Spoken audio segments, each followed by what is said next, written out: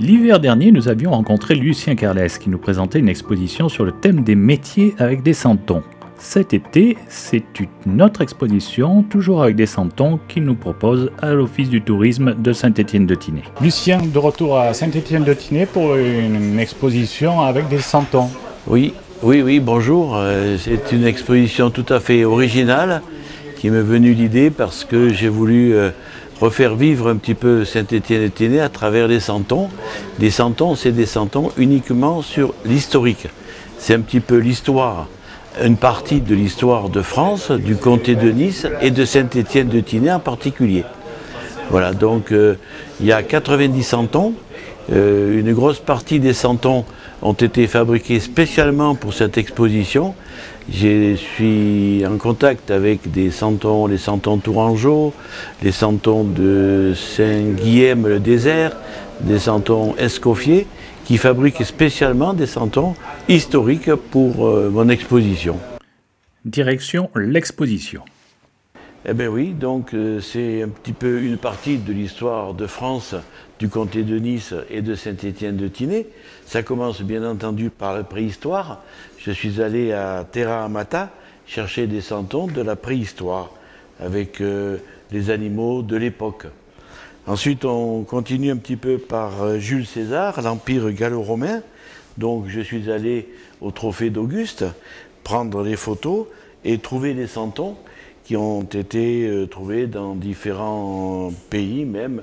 Je suis allé jusqu'à Naples pour récupérer des santons comme ici. Je continue avec Charlemagne. Alors Charlemagne, ça a été réalisé spécialement pour cette exposition. C'est été réalisé par un santonnier de Saint-Guilhem-le-Désert. Donc c'est Charlemagne qui apprend à lire aux enfants. J'ai mis Jules Ferry parce que c'était important en 1881 quand on a eu l'école gratuite et obligatoire. Donc c'est Jules Ferry qui a été trouvé. Ici nous sommes en l'an 1000. L'an 1000 c'est la période des cathédrales. D'accord ? Donc c'est tous les métiers qui fabriquent, y compris... Ils font partie maintenant de ceux qui sont à Notre-Dame de Paris. Et donc, c'est des santons qui représentent les métiers qui ont fabriqué les cathédrales. Je continue par Saint-Louis, roi de France, qui a représenté la justice. Et il rend la justice sous son chêne. Voilà. Et Jeanne d'Arc, c'est important, Jeanne d'Arc, parce que c'est le personnage qui m'a donné l'idée de faire cette exposition. J'ai dit, tiens, Jeanne d'Arc, donc pourquoi pas faire une exposition sur l'histoire, d'une partie de l'histoire de France. Là, nous sommes ici au XVIe et au XVIIe siècle. Donc ça, c'est des santons qui ont été fabriqués par les santons Tourangeau. Donc il y a Richelieu, Léonard de Vinci, Saint-Vincent de Paul, Renaudot, le prix Renaudot, D'Artagnan, avec bien entendu le comte d'Alexandre Dumas, Honoré de Balzac et un personnage qui ressemble énormément, c'est Molière.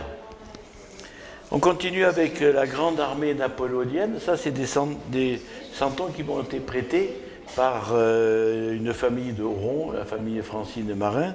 Donc c'est eux qui ont prêté ça. Nous revenons à Saint-Étienne-de-Tinée et le rattachement de Nice à la France, donc 1860, et 2 santons qui ont été fabriqués exprès pour cette exposition, Napoléon III et le fameux Garibaldi, qui a été 2 personnages qui ont favorisé le rattachement de Nice à la France.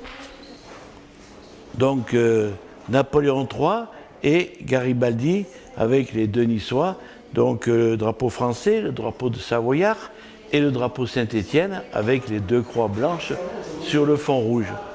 Voilà un petit peu des santons faits main et exprès pour cette exposition. On continue avec les poilus et sur les poilus, j'ai mis bien entendu le monument aux morts de Saint-Étienne-de-Tinée. Je pensais que c'était important de rattacher les poilus avec Saint-Étienne-de-Tinée. Donc nous démarrons l'histoire un petit peu de Saint-Étienne de Tinée selon les périodes. J'ai pensé que c'était intéressant de mettre les Trinitaires, qui ont été des personnages qui ont évangélisé, qui sont natifs de Faucon-les-Barcelonnettes, de l'autre côté de la montagne de la Bonnette, donc les Trinitaires avec Saint-Jean de Malta, Saint-Félix de Valois, et un personnage qui a tenu le couvent, c'est Folcloara.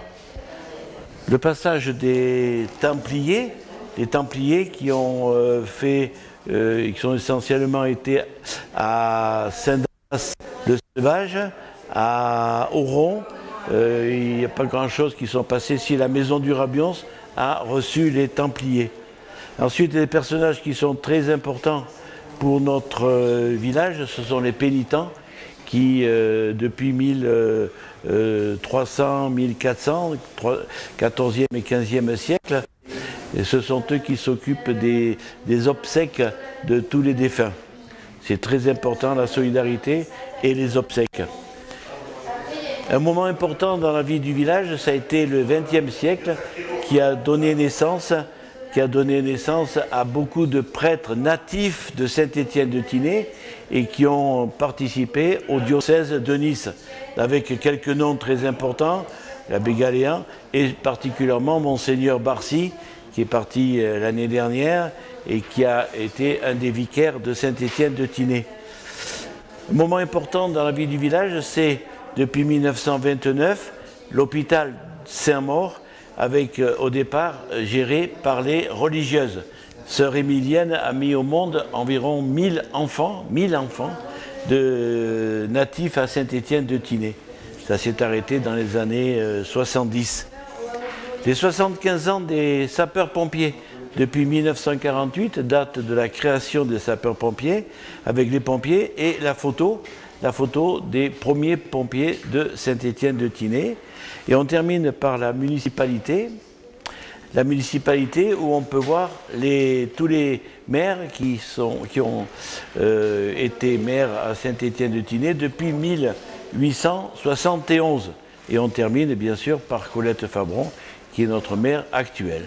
Voilà, tous les maires avec leurs mandats respectifs. Voilà, c'est un petit peu une exposition originale que j'ai voulu faire. Voilà, ça a été c'est environ 90 santons et certains ont été donc réalisés, façonnés exprès pour cette exposition.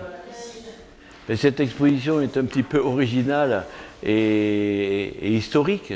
J'attends la rentrée des classes pour faire venir les enfants de CM2 de l'école pour montrer un petit peu l'histoire de Saint-Étienne, du comté de Nice et un petit peu l'histoire de France. Ça permettra aux enfants de fixer peut-être des moments importants de cette histoire-là. Les santons spécifiques, où c'est que tu les as trouvés? Je les ai trouvés sur Internet à une dame qui fabrique ça s'appelle les santons tourangeaux à Tours. Et donc on envoie une photo, et en envoyant une photo, elle nous fabrique le santon qu'on a envie, y compris personnages lambda. Hein. Et donc ici, elle m'a fabriqué Napoléon III, j'ai envoyé une photo, et Garibaldi, que j'espérais qu'elle me la fasse. Et donc, je les ai reçus il n'y a pas longtemps. Et donc, il y a 10 santons qui ont été fabriqués spécialement par les santons tourangeaux.